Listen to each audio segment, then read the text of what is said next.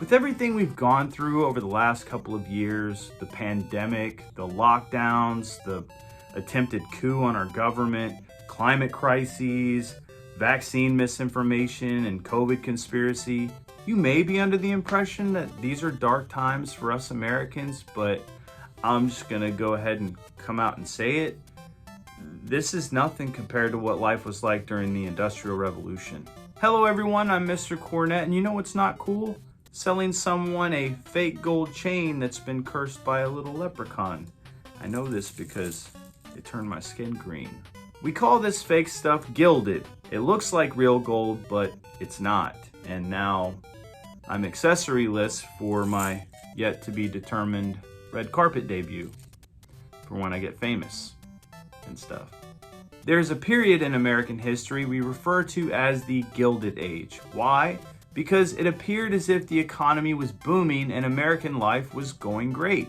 We had new technologies like Alexander Graham Bell's telephone, steel to build tall skyscrapers, indoor lighting thanks to Thomas Edison, and electricity, which I'm sure you can tell from this room is something that I love very much. But this golden age only appeared golden at surface level. Beneath all of that were these awesome anthropomorphic turtles fighting crime and corruption. I wish, seriously, we could have used those guys because life sucked back then for most people.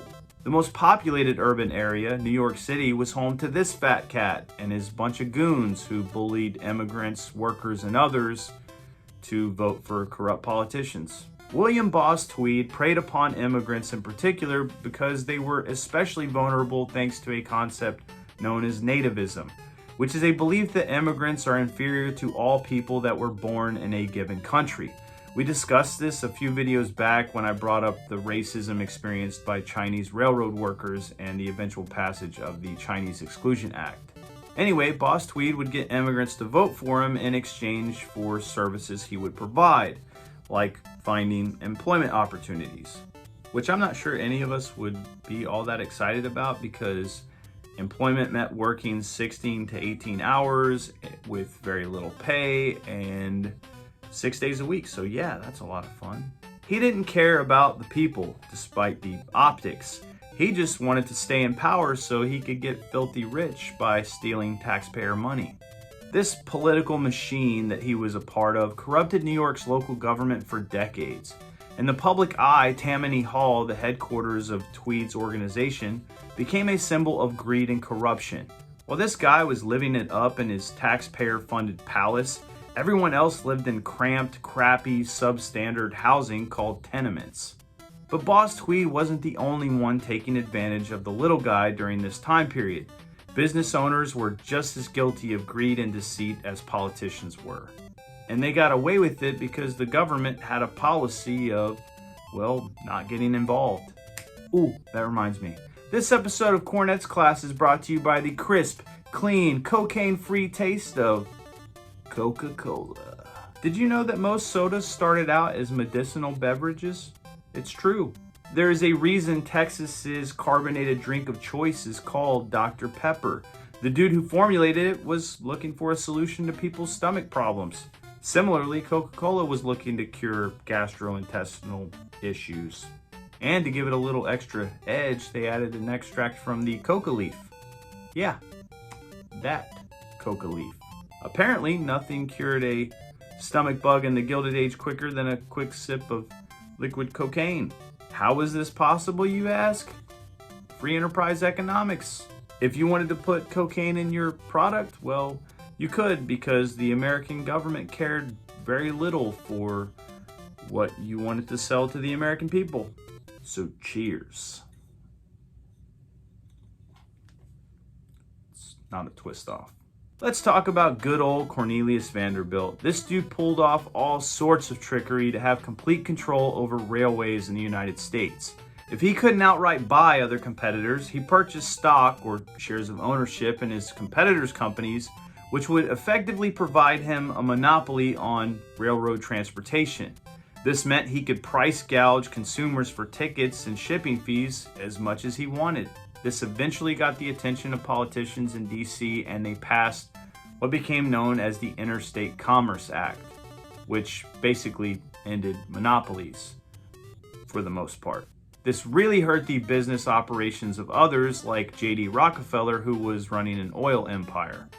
He used a tactic known as horizontal integration, where he would buy out competitors to control the price of oil. The passage of the Interstate Commerce Act sent a signal to business leaders like him that the federal government's patience was wearing thin. How did Rockefeller get around this?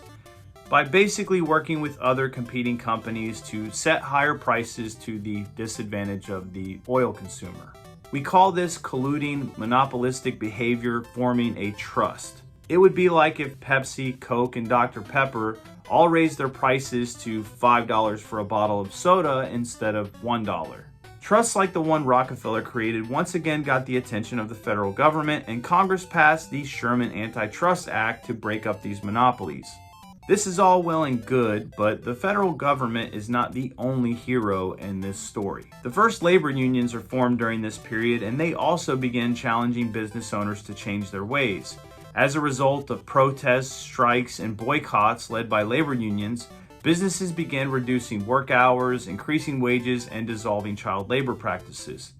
Most of what we've come to understand about work standards, things like the 8-hour workday, the 40-hour work week, overtime pay, most of that is largely thanks to the efforts of labor unions.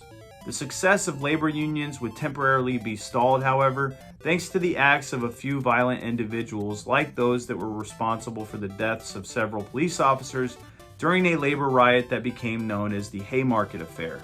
Public sympathy for unions dissipated before returning to the largely favorable opinion that the public has of labor unions today. That brings this video to a close. I hope you found this informative and somewhat entertaining. Remember, you don't have to love your country for what it has done, but you should love your country for what it can become. I'll catch you guys next time.